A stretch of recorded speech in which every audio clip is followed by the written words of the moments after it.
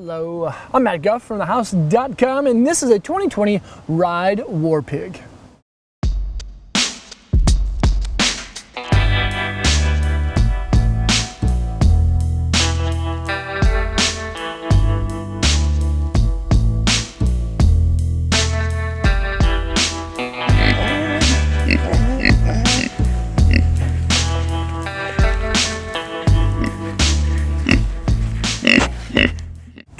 Ride Warpig is here. This is a wonderful deck that really kind of took storm a couple of years ago, but there's still been a lot of really great traction because it's so well rounded, and there's very few boards that ride and perform in a similar manner. This year for 2020, there's actually 5 different sizes from extra small all the way to extra large. The one that I have here is the 154, which is considered the large, probably the one that I would ride. This is a well-rounded directional all-mountain freestyle-ish deck for intermediate to advanced level riders.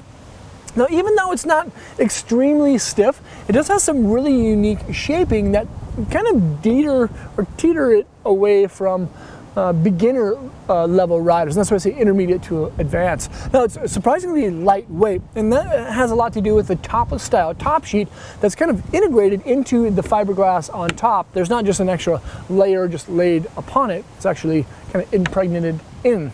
Now, this is obviously a directional shaped board. The nose is slightly longer than what you'll find in the tail, but surprisingly enough, it kind of feels like a twin board within the contact points of the deck, despite it having a directional rocker overall profile shape.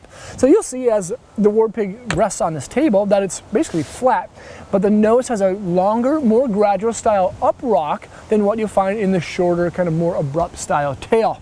This is a great deck, and you know, a lot of people think of the Warpig as a very all-mountain kind of free ride style deck, but guys like Brandon Davis, Lucas K, all ride this thing in the park and absolutely slay. Brandon actually won X Games gold on this thing, which is actually pretty cool. Now, the feel and flex of the board is going to be about the same in the nose and the tail, even though the nose is just a little bit longer and has a little bit more of a up rock. So like right behind where your bindings rest on the medial sides, it actually is going to feel fairly sturdy, especially with the double impact plates. But the feel and flex is about a 5 in that flex rating scale, maybe just a touch softer. There's really not a lot going on inside of this when it comes to construction materials. Inside of the Warpig is a performance style wood core. Now, it's a combination of aspen, paulownia, and of course bamboo. So aspen is strong, paulownia is lightweight, bamboo kind of provides a lot of energy, which is great. And then Ride combines that with a hybrid style glass. The layup is bi-X on bottom, which is torsionally kind of like soft and pliable, and then tri-X fiberglass on top, which gives the board a little bit of boost in energy.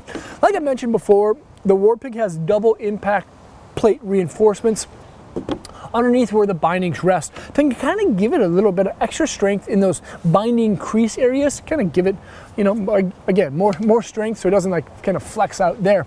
The only other additional laminate to the deck is actually the Carbon Array 3. Carbon stringers that run from the contact points on each corner all the way across the board through those insert packs, which is nice because it doesn't really make the board a lot more stiff. It just kind of gives it a little bit more kind of feedback energy. So when you compress the tail, it's going to want to bounce back to its spot. And that's why it actually ollies really, really well.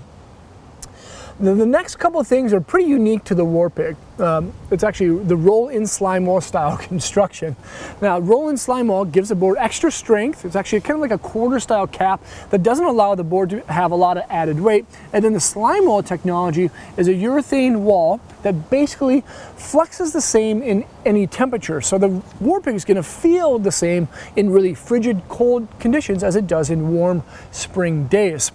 The base is probably the best base there is for the 2020 season when it comes to actually how it looks when you ride. Now, if you're on the chairlift and you see someone riding down the hill with a Warpig, this kind of neon day glow look kind of reflects off the snow and looks as if it's kind of like leaving this wild trail, which is kind of fun.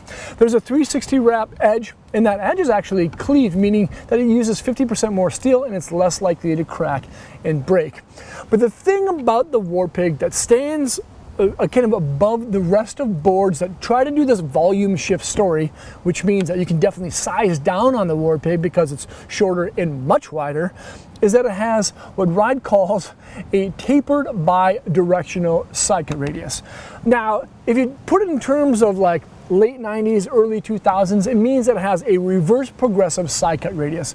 Reverse progressive means that there's a smaller side cut radius in the nose area and a larger one in the tail area, which is pretty unique. And this was developed and designed by Ride's designer and board engineer, Michael Chilton. Chilton, thank you so much for making this board. Very, very good. The reverse progressive side cut radius, or tapered bi-directional radius, as Ride says, actually makes the board dive into a turn really, really fast with lots of energy, and then kind of have a gradual, smooth output. You can turn this board extremely fast. You know, I know in my riding, I'm a kind of like a forward foot heavy rider. I like kind of like that forward progression, you know. And riding the Warpig is just a complete blast. And I've kind of said this before. We shot with Mike Okers earlier this week. Is that it's fun watching a really good rider ride the Warpig, but it's even more fun to actually ride it yourself. Again, this comes in 5 different sizes, from extra small to extra large. They're extremely wide, so if you have big feet, like size 14, 15, you're not gonna get any overhang. This is a really great deck, but if you're a beginner, you may wanna shy away from it because of that kind of aggressive intake when you're diving into the turn's kind of minimum point of velocity. This is a dope deck. I'm really glad that Ride has kept it in the line. It's gained a lot of traction. There's a couple of different options of the Warpig too. Now that there's a Super Pig, there's a Mountain Pig, and there's a Twin Pig. But if I were to pick one out of all of the series, I'd probably pick this one because it's really well rounded. You can take it in the park, you can ride groomers, you can do whatever the hell you want with it because it's so dope. This is the 2020 Ride Warpig, and you can check it out at thehouse.com by selecting the link below in the description. Leave me a comment or question. Let me know what you think of the dog right here, the pig right here. Subscribe to the channel there. Check out more vids there, and hopefully I'll see you guys on snow. Peace.